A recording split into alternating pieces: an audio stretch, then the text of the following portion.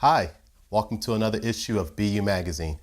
Thank you for tuning in and watching this one. This is the third issue for BU Magazine. The theme of this one is going to be centered around thoughts. And we have one of my dear friends. His name is Jeremy Gilbert. You're going to love his story. So thanks again for tuning in. How would you describe yourself, the intellectual you? The intellectual me. Well, I'm a young man that is very in tune to his surroundings. And so I try to take in what I'm surrounded by and try to make sense of it to a degree. It also helps me get an appreciation and try to learn more about people. And that kind of prevents the whole judgmental mentality. You know, your intellect sometimes can be your worst enemy when you think you know what you don't know. And so if you don't have a healthy diet of your surroundings to know why things happen, why people do what they do. And that doesn't justify what they do, because crazy is crazy, you know, and I cannot excuse somebody that's plumb crazy around here. But just in the sense of trying to really understand intellectually to a degree what we are, why we are. And what I've learned about life is we move too fast.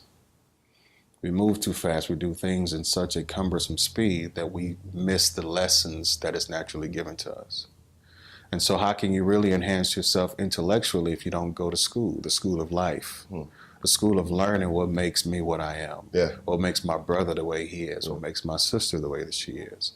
And not necessarily, like I said before, not to try to find an answer, but to just coexist, you know, and to educate one another. Yes, I consider myself to be a student. I'm not going to say I passed every class. I'm not going to say that every lesson that I entertain is a lesson that I like. I don't think so. But I got to go through it. You know, because I live by a scripture that says that we are a book read of all men. All of us is a volume. And there's something about you that somebody can learn from. Whether it's the two big things of learning what to do and learning what not to do, there's still lessons that people can learn from us.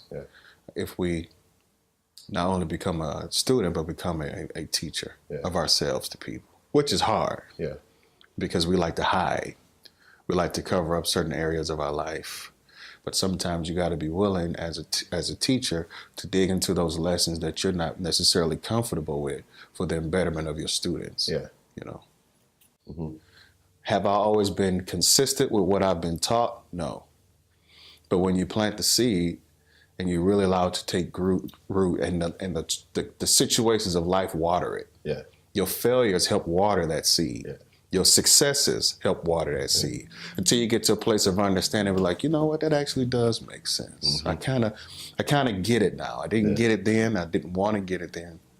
But yeah, that's the real nucleus of the whole me is that. That's my foundation. So that feeds into my intellect, which I don't put too much stock into my intellect because what does it really mean to be the smartest guy in the world? Not much. It's good for you.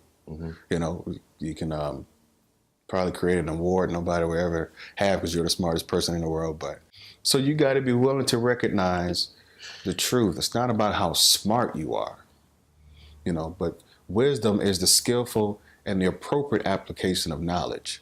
So it's what I've learned in life, how I'm applying it, what's real to me, what really matters, what is not, and living with that decision. Hey, this is what I say it is, and I'm going to live by that. And accept the consequences, good or bad. It really is nothing of that high esteem to be the smartest, you know, versus being the most effective. The most effective. Yeah.